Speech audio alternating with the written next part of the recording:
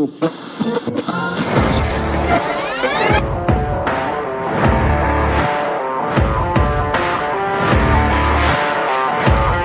great, but being different for the sake of being different, I'm not a big fan of, right? If you just want to be different for the sake technology of it. Technology, I would hide behind it. And you start to hear some of their challenges, and yes. Because it speaks to the core of who you are and what drives you forward.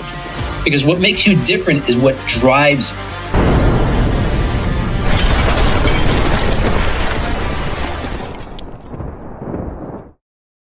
Welcome, everybody, to the Master Connector Show. I'm your co-host, Rob Genovesi. And look, thank you for joining us today. And hopefully you're joining us every single week. We're coming at you every single Wednesday, 1 p.m. Eastern Time, with great guests, great information, great value, great expertise to help you level up your game, no matter what your game is. Like me and my co-host, Steve, we go back about 26 years or so. We're two former shy guys, two introverts still, because it's an energy thing, who have conquered the shyness, I guess you'd say, because here we are, we're hosting a talk show, talking to wonderful people. Today we have a great guest to talk about the power of optimism. And, I'm really looking forward to this show in particular because optimism has played a huge part in my life, yet I found out most people don't actually know what it is. And look, if you're tuning in for the first time or the second time, go to masterconnector.show. Check out the upcoming episodes we've got. We are booked through, I think, something like May or June of next year. And while we got the rest of the year up on the website, you can bookmark your calendar every Wednesday, 1 p.m., LinkedIn, and you don't want to miss a single guest because my buddy Steve, he brings up amazing, amazing guests, and today's no different. So I'm going to help me welcome the Master Connector, Mr. Steve Spiro. What's up, Steve? What's going on, Rob G? How you doing, sir? Good to see you, as always. It's funny. I know we stream also onto Apple Podcasts, Spotify, but I think there's some magic, to actually being on live and the magic of that. And we don't edit this and then pop it onto Spotify or Apple Podcasts. It's literally the raw footage, and good or bad or ugly, right? And so I was thinking about something on that note, Steve. I was thinking about today. I was spending a lot of time on LinkedIn earlier this morning. And look, audience, when you come to the live show, you are getting noticed. You are getting exposure. You get in the comments and you're asking questions and you're bantering with one another. You're getting exposure, and that's what we're here to do. We're help to connect everybody. That's what we want to do. No doubt about it. That's so true. And this is the Master Connector Show. So make sure to get in the comments, connect with each other, and make sure you're putting in where your city, state from, and where you're tuning in from. But what's going on, friends? Steve Spiro, the Master Connector, coming at you live and direct. The power of optimism can transform not only your mindset, but also the way you approach challenges and opportunities. I love speaking on stage because optimism fuels resilience, creativity, and a relentless pursuit of success, right? Why be more optimistic? Because it allows you to see the possibilities where others see roadblocks, giving you a competitive edge, right? I have learned over the years that challenges are just an opportunity to get better, and I've learned this. Every adversity lies a seed of equal or greater benefit, right? Optimism isn't just feeling; it's a practice. It's not just I'm always positive, right? It's beyond that. It's a practice. One habit I have, and I recommend is starting each morning with gratitude. Listing 3 things that you're thankful for. It shifts your mindset towards positivity. I do that every morning, right? Another key is to maintaining optimism is surrounding yourself with people who uplift you and energize you. The power of association. I heard where you are in life will be based on 2 things: the books you read and the people you associate with. It's so important. Make sure they're adding value for you, not just people that are energy drains. Rob talked about energy, right? You want people that energize you, right? That have an optimistic viewpoint, not a pessimistic viewpoint. And I know people say, "Oh, well, I'm just being realistic." Listen, we have through our words, through our actions, through our mind, we have the ability to change the future, right? And it's so important to spend more time with optimism or optimists who encourage growth rather than pessimists who drain energy, like we're talking about, right? The people you choose to engage with can elevate your mood, increase your happiness, and help you maintain a solution-oriented outlook, right? Looking for the solutions, right? It's not what happens to you, it's how you react to it. That's what we learned. Rob and I both learned from the same mentor. But when you prioritize optimism, you're not only improving your life, but you also become a beacon of light for those around you. And again, that's the mission of our show. We are a beacon of light. So if you're ready to have my man, Mr. Rob G, introduce our guests, I'd love you to type into the comments, #let's go. And Robbie G, I'll turn it to you, sir. All right. Thanks, Steve.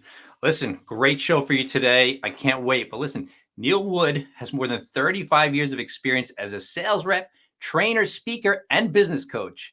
In a 5-year span, his sales totaled more than $1 billion. That's with a B, $1 billion. He's trained more than 50,000 sales reps in his career and has written and published 5 books. Neil is an Air Force veteran and qualified for the 1984 U.S. Olympic trials with a marathon in 2 hours and 17 minutes. He's the proud father of 3 children and lives at Nantasket Beach, Massachusetts with his wife, Ellen. Please welcome to the show, Neil Wood. What's up, Neil? Oh, gosh, so good to be on the show with you, Steve and Rob. I'm so grateful for what you do in the world. You add light, you add hope, you add enthusiasm, and it's genuine. It's not phony baloney. So thank you. I'm grateful to be here. We are blessed to have you on here with us, sir. And are you in Massachusetts right now? Yes, Where are you tuning in from? So we live right along the ocean as I look out. Oh, nice. So it's a dream come true. Yeah. And You need a roommate? You need a roommate? You adopting? Yeah, Steve, we bought this home and added on to it because we love having family around because our family is very positive. And at one point last Thanksgiving, we had 21 people staying here. Yeah, that's awesome. So, all right, well then you got room for me. I'm coming. Anytime. Come on up, Rob. Bring your golf clubs. All right. Nice. Good stuff. Well, we want to dig into some questions here. Obviously we're talking about optimism. So community, and we love our participants, and we love everybody that tunes in with us. Yolanda, thank you for being here with us. She's showing gratitude, tuning in from Texas. She says, let's go. And she's welcomed you, Neil. So Yolanda is incredible community member. She's the anchor to our show. We just appreciate you, Yolanda. But, hey, so on the topic of optimism, community, type in #optimism. Love to hear your take on this. How does having more optimism or have a more optimistic mindset shape your approach to challenges? We're talking about that on the intro, if you will. Yeah, I find that it boosts my confidence and it boosts my hope. It's interesting. I grew up really poor. I mean, on welfare and the whole thing. And my mother used to tell me, "You'll always be a failure. You'll never succeed at anything." Now, some people would let that bring them down. It motivated me to be better and get out of my environment. So one of my teachers, I was 13 years old, said they knew what I was living in the environment. She said, "Have you ever read Norman Vincent Peale's books, like The Power of Positive Thinking and You Can If You Think You Can?" I'd never heard of that at 13. And she said, "I think it would really inspire you." And I read so many stories about people who came from tough times and turned their life around because, Steve, it ties into what you said. It's not what happens to us that makes a difference. It's what we do with it and how we turn it around. So, when we think of today, the average person has 60,000 thoughts every day, 60,000. And I think we would all agree that most people are thinking negative. It's stinking thinking. I'm not good enough. Look at my hair. I've got wrinkles, blah, blah, blah. It's all negative. So one of the things I find with optimism is, and it ties in again to what you said, what are you grateful for? If I could tell anybody the breakfast of champions, it's 3 things. Pause for a moment while you're having your coffee or tea, and on every sip, think about something you're grateful for. What are you grateful for? Secondly, I always read something or listen to something positive, like Jack Canfield or any one of those, Ed Milet, for about 10 minutes each morning. And the third thing is I look at my goals every single morning and every single night. And I share that because that makes me more optimistic. I know where I want to go. I know where I'm going. I know where I want to go. And it allows me to be optimistic about my dreams and thoughts. And the fascinating part of this is only 10% of the population have goals that are written down on paper that they look at every day. 10%. And this is stuff I learned from reading the books. That's amazing. I just want to shout out a few things real quick here. So in addition to Yolanda, we are blessed to have Diane. Diane and I reconnected today over a call. It was pretty cool to see you on here, Diane. Great having you on, Diane Beatty. Laura is joining us, Laura, and she says Neil Wood is the best. There you go. Look at that. We only have the best on here, obviously. So for sure, Neil is awesome. And LinkedIn user here, I put you on the screen here. It's hard. It's a hard decision. There's another talk on Wikipedia concurrently. Not sure what you're referring to, but it sounds awesome. But if you could just in the comments, just say who you are, because it's just showing up as LinkedIn user. And I love having the ability to shout out people that are, joining us here. And one last thing, Yolanda, optimism can motivate us to pursue our goals and persevere through challenges. Absolutely. No question about that. And Diane, grateful to reconnect and to be here. That's awesome. All right. So Tracy, we know who she is now. Tracy from Houston. Great to have you on here, Tracy. All right, well, I have a short story based on what you said, Neil. So powerful. And I want to illustrate to the audience how real this is. I grew up just fine financially. My parents were very good, but I was clueless when it came to finances. I couldn't manage them and I couldn't make them. And we were actually on government assistance twice in our life with 4 kids. Wow. I mean, so much that the lights were getting turned off. There was several nights where I didn't eat dinner so my kids could eat. It was pretty bad. But my wife and I are very optimistic people. We were still happy. We had no money. We were still happy. Our kids never knew we were broke. And I'll tell you, there was this little picture on the fridge, because I learned this years ago, right, Steve? Put the picture on the fridge of what you want in your life. And we had this little picture of this house. Now, we've been renting houses for a couple of decades because we couldn't afford to buy one. Had this little picture of this house, a really, really nice house. It was our dream house. And it just stayed up there for so long. It was getting discolored and everything.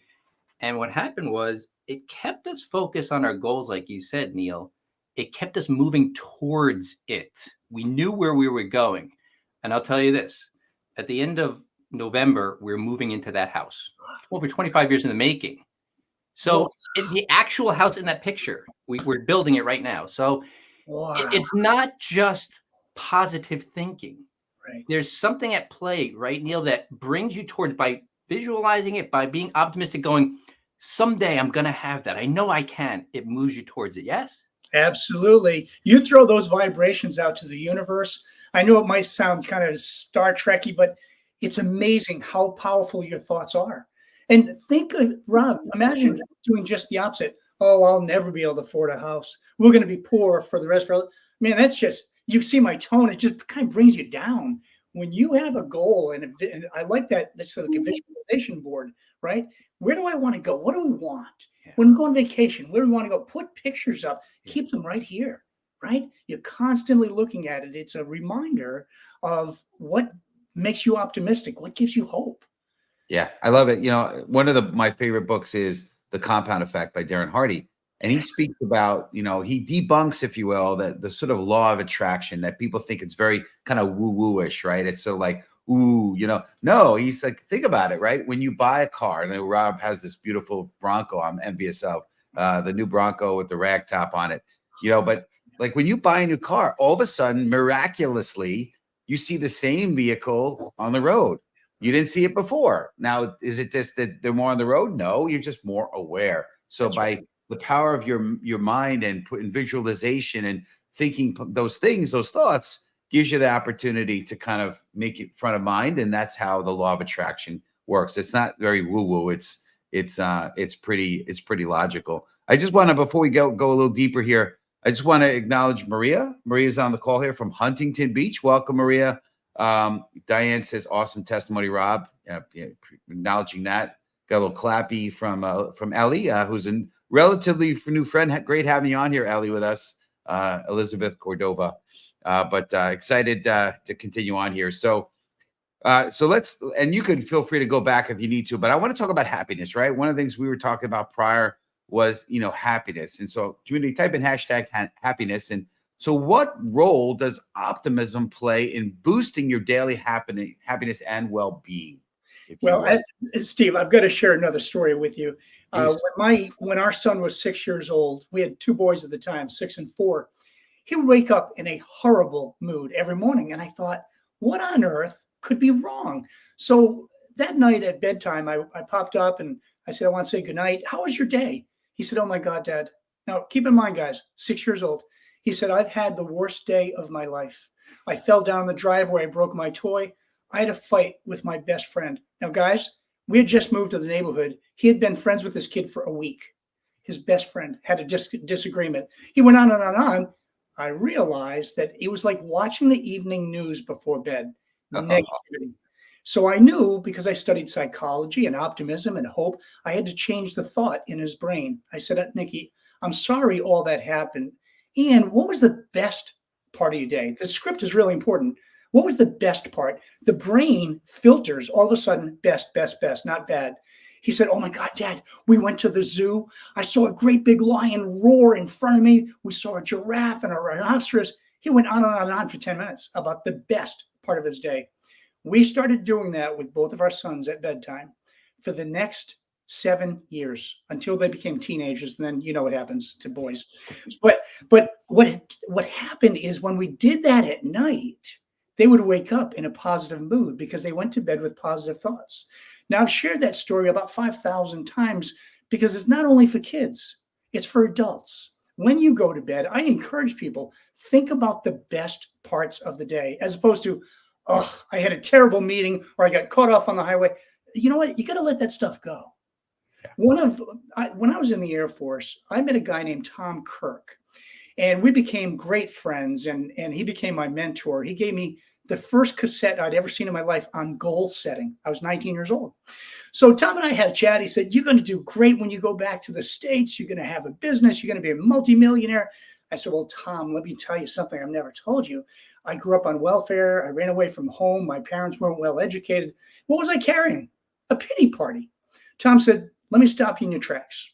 He said, I'm sorry that happened to you. He said, I was a fighter pilot in Vietnam. Going 600 miles an hour, my jet was hit by a missile. I ejected through the canopy. When I landed, I was in Hanoi Hilton. He said, I was there for 5 years. John McCain was one of his roommates. He said, here's what I did every day. I played saxophone. Now, guys, they don't have saxophones in prison camps. You got it, Steve. He played saxophone every day. He thought positive thoughts like, when I get out, I want to start a boat company. I'll become a financial, all these things. The optimism kept him going. If we called him right now, I just golfed with him in January. He's 95, living in Arizona. He golfs, Rob, you'll appreciate this, 3 times a week. He's at the gym 4 times a week. And if you called him right now, you'd think this guy's had way too much cappuccino, because it'd say, Neil, how are you?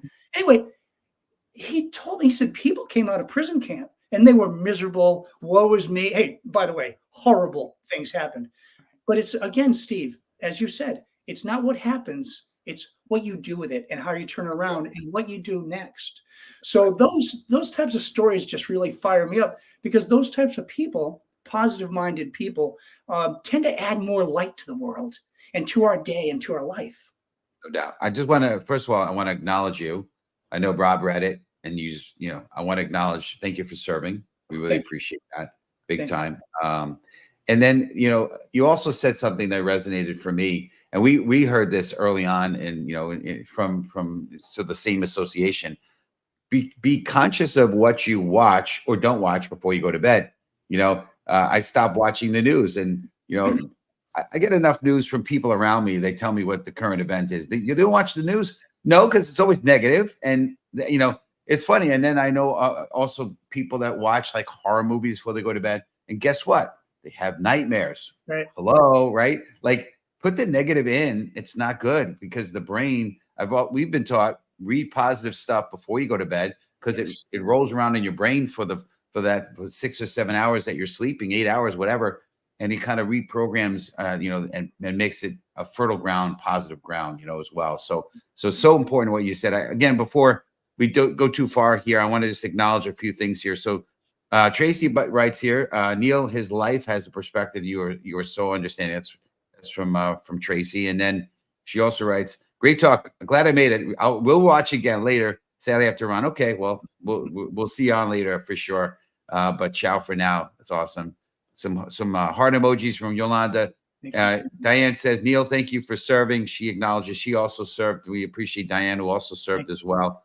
And then same garbage in, garbage out, right? That old term, computer term, GIGO, right? Garbage in, garbage out. So just amazing. And I also would want to notice, kind of like acknowledge Maria speaking about, she used to work together with you and she appreciates that. So, but Rob, looked like you had something you wanted to say. I wanted to just acknowledge some people real quick. Yeah, I mean, so much here, and the half hour is flying by. But I just have to say that story about the guy who was shot down and he's playing saxophone. And people, if you don't know what the Hanoi Hilton is, basically like an in-ground jail cell under the worst conditions in Vietnam. Yeah. And I'm kind of scratching the surface because I'm sure it was hell. But what I took out of that, and I've heard stories like that, is optimism is him playing the sax to keep his mind right. But I can only imagine that he wasn't going, "Well, that's it, I'm done." Right. Because if you are pessimistic, you don't even make an attempt to move out of your negative circumstances. When we were going through all the financial stuff we were going through, it was temporary in our minds. Yeah. We were happy because we were together and we were working. We weren't going, "Oh," I wasn't sitting drinking beer in front of the TV watching news going, "Life sucks." Yeah. We were working, moving past it because we knew it was temporary. And I think that's a big part of it. Optimism to me is being open to opportunity and always looking forward to getting through whatever garbage you're going through. That's right. Yeah. I took my wife to see Jack Canfield in Cambridge, and the title of Success Principles and Chicken Soup for the Soul, and he's an awesome man who also came from a tough background. Yep. And we did an exercise, and Ellen happened to be his partner for this, and I had somebody else. And he said, "What do you want?" And she said something. He said, "What do you want?" And he kept doing it back and forth, and maybe 12 times. She said, I want to write a book. I want a beach house. I want to go for my master's degree." 5 years later, all of that happened. Mm-hmm.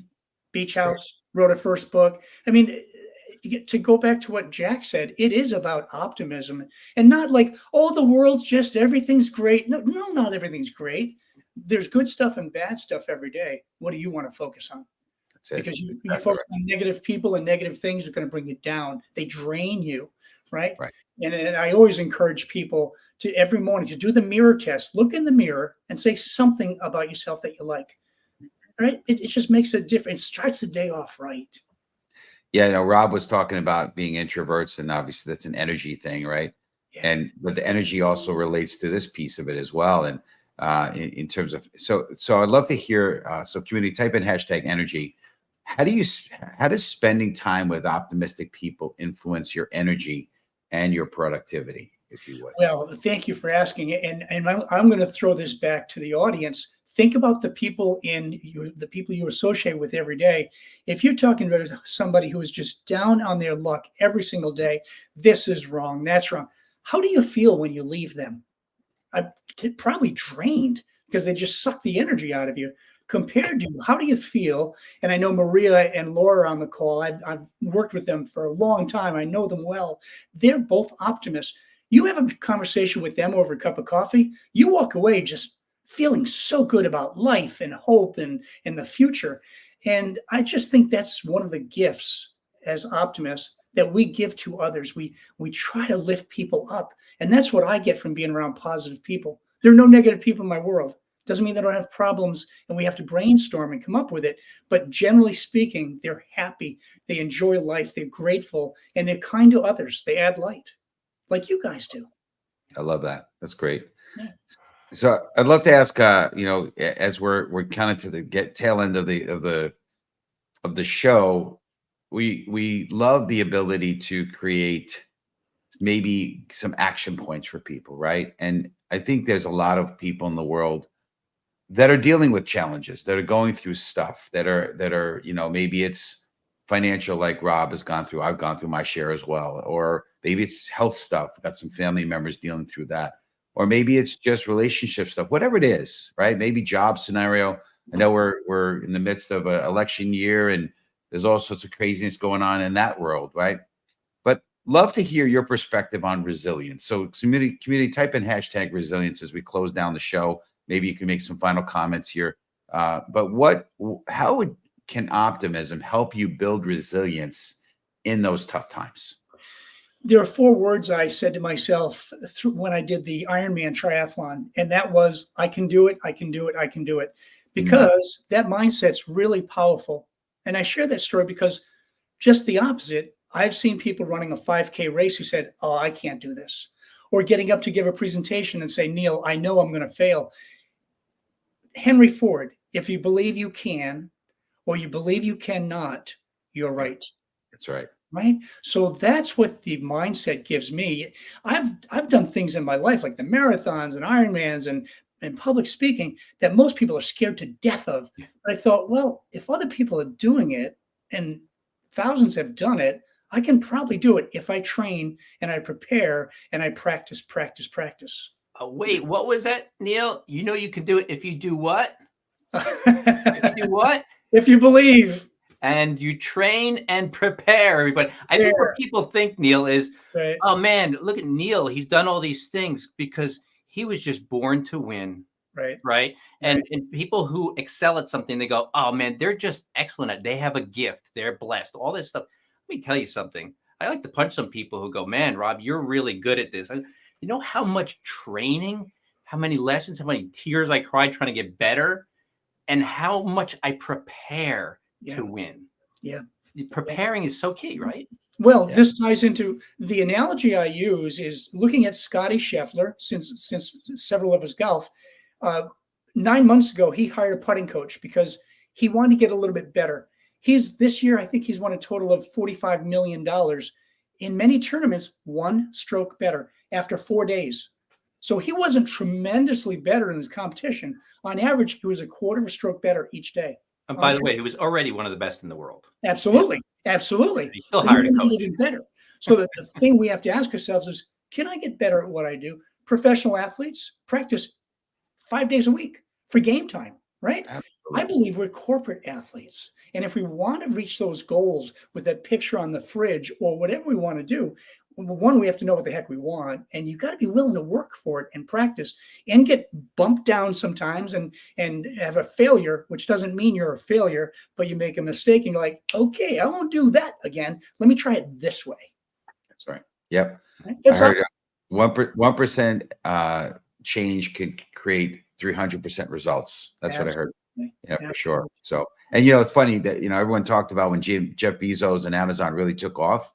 Oh, he's an overnight success. Yeah, it took him 25 years to become an overnight success, right? Like, come on, seriously, it takes time, and I love that. Diane says, never give up. Absolutely, keep going, never quit. Well, good stuff. Well, Robbie G, I know we have we want to talk about Neil's offer, right? Yeah. So listen, audience. We're here at the Master Connector Show to always provide tremendous value, and we always want to heap on the value as much as possible. Steve and I bring our perspectives. We are not, the most successful people, and we're always becoming more successful in what we want to do. And we're bringing people who are in similar pursuits on this show by our stories and our overcoming, and hopefully our inspiring overcoming stories. You can be inspired to overcome yourself. But we also want to give some practical stuff. So Neil's going to tell us about something he's going to be giving away to members of our audience who do something. Go ahead, Neil. Yeah. Thank you. I will gladly offer a half-hour coaching call if you send a message via LinkedIn, tag it on the show, and I'll gladly give a 30-minute coaching call. We'll talk about your goals. We'll talk about big picture, what you're visualizing, what's holding you back. And I'll gladly do that, and I do that because I love what I do. It's one reason I still provide sales training and keynote speeches is because I just love what I do. If I can make a difference in somebody's life, I believe that's certainly my mission, and I think it's yours also, guys. 100%, for sure. So we appreciate you big time. What's the best way for our community to reach you, and anything else closing you want to speak about? Yeah, LinkedIn, or my website's being beefed up now. I hired a couple marketing guys, and that's neilwoodconsulting.com. I'm just here to make a difference. And if I can help you get 1% better and just continue to do that and help you make progress, since nothing's perfect, we measure progress, then to me, that's a win-win. Well, we appreciate. We're going to have you jump in to the green room. We'll love to chat with you a couple minutes after we close the show. But thank you again for blessing us. Thank you for having me on your show. I appreciate it. Absolutely. Robbie G. That is such good stuff. Amazing. I'm going to tell you, audience, you have got to take advantage of Neil's offer, because what he's saying may sound like fluff to you, but legitimately it is real. The power of optimism can make all the difference, because I've had not been optimistic, I would have given up years ago and not living actually the life I dreamed of back when I was 22 years old. So listen, we want to close out the show here, and always want to make sure that you're going to masterconnector.show to find out the upcoming episodes. You don't want to miss a single one, because otherwise you miss out on great information that's going to help you get further in your endeavors. All right, Steve? Yeah, for sure. And next week, we're going to have an incredible guest again. I don't think anyone could top Neil, but Rich Salin is going to be our guest on why help others. So we're going to kind of keep on track with that. September 25th. So same bad time, same bad channel. Wednesday, 1 p.m. EST. Don't miss it. And like Rob said, go to masterconnector.show to learn about and see all the rest of the episodes up until the end of the year. And then we'll be updating it with the rest all the way to June. He's right. We're booked out to June. It's crazy. And if you're interested in being a sponsor of the show, like our friend Russ Hedge has, go to the masterconnector.show website and you'll see a little bit more on what the value of being a sponsor of the show is. But I want to close with a quick story. I know Neil was telling some stories. So Jason McElwain, a high school basketball team manager with autism, had always been on the sideline supporting his team. In a game where his coach let him play, and I saw a video of this, it brought me tears. Jason scored 20 points in just 4 minutes, setting the crowd on fire with his relentless optimism and belief in what was possible. His story reminds us that optimism fuels extraordinary outcomes and inspires others to believe in their own potential, no matter what the odds. Remember to always be optimistic, even in the dark times, and let's always shine our light. See you next week. God bless. And you start to hear some of their challenges, and yes, because it speaks to the core of who you are and what drives you forward. Because what makes you different is what drives you.